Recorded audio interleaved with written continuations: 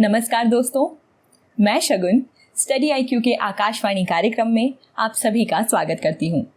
आइए शुरू करते हैं दिन भर की वे ज़रूरी खबरें जिनसे परीक्षा में सवाल पूछे जा सकते हैं।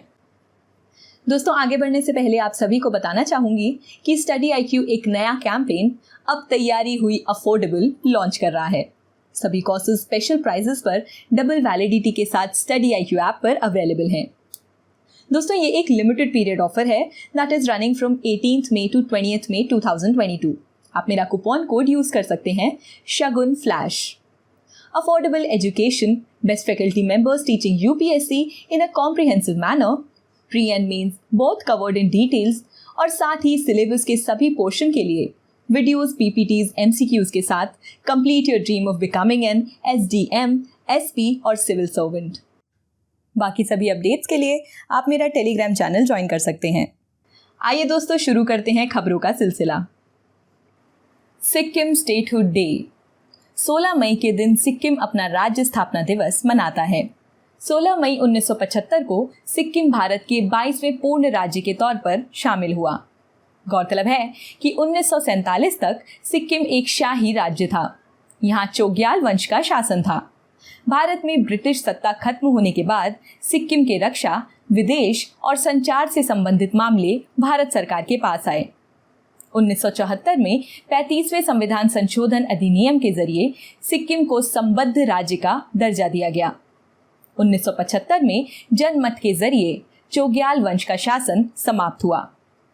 36वें संविधान संशोधन अधिनियम के जरिए सिक्किम को भारत के पूर्ण राज्य का दर्जा दिया गया।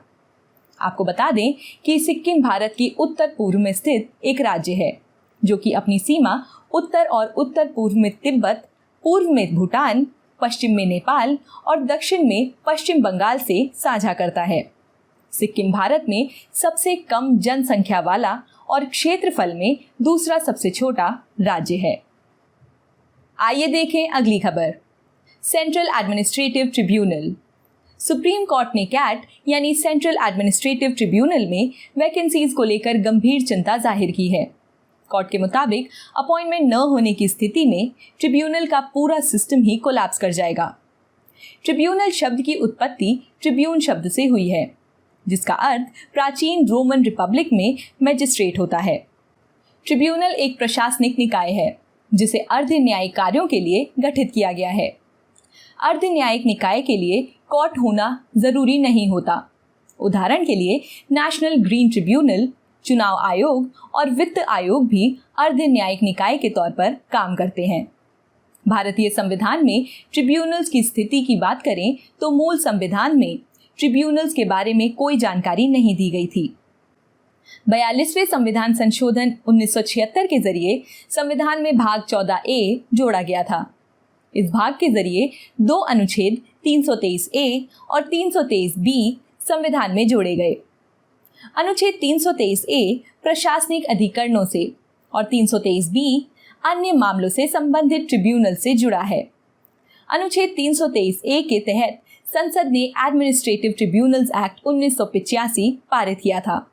इस अधिनियम ने सरकार को एक सेंट्रल एडमिनिस्ट्रेटिव ट्रिब्यूनल यानी कैट और राज्य प्रशासनिक अधिकरणों की स्थापना का अधिकार दिया। इसके चलते लोक सेवकों को कम, महंगा और जल्द न्याय सुनिश्चित हो सका है। कैट की मुख्य बेंच दिल्ली में और अतिरिक्त बेंच विभिन्न राज्यों में गठित की गई है। आइए जानें अगली खबर। India host SCO RATS meeting. हाल ही में भारत द्वारा नई दिल्ली में SCO रैट्स यानी Shanghai cooperation organisation regional anti terrorism structure की मीटिंग आयोजित की गई।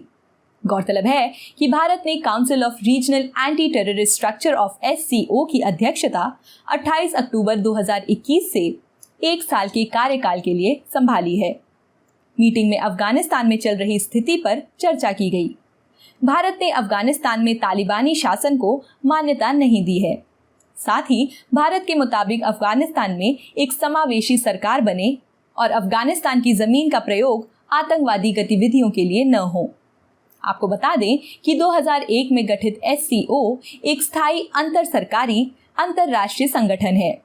इसका लक्ष्य सदस्य देशों और आसपास के क्षेत्र में शांति, सुरक्षा और स्थिरता बनाए रखना है। SCO की आधिकारिक भाषा रशियन और चीनी है। इस संगठन का सचिवालय बीजिंग में है। आतंकवादी गतिविधियों से निपटने के लिए SCO के भीतर रैट्स यानी रीजनल एंटी टेररिस्ट स्ट्रक्चर का गठन किया गया है। रैट्स की कार्यकारी समिति ताशकंद में बैठती है। गौरतलब है कि 2001 में SCO के निर्माण से पहले कजाकिस्तान, चीन, किर्गिस्तान, रूस और ताजिकिस्तान शंघाई 5 के सदस्य थे। 2001 में उज़्बेकिस्तान के संगठन में प्रवेश के बाद शंघाई 5 को SCO नाम दिया गया। 2017 में भारत और पाकिस्तान को इसके स्थायी सदस्य के रूप में शामिल किया गया। आइए बढ़ते हैं आखिरी खबर की ओर। Thomas cup. भारत ने पुरुष बैडमिंटन के लिए आयोजित किया जाने वाला थॉमस कप जीत लिया है।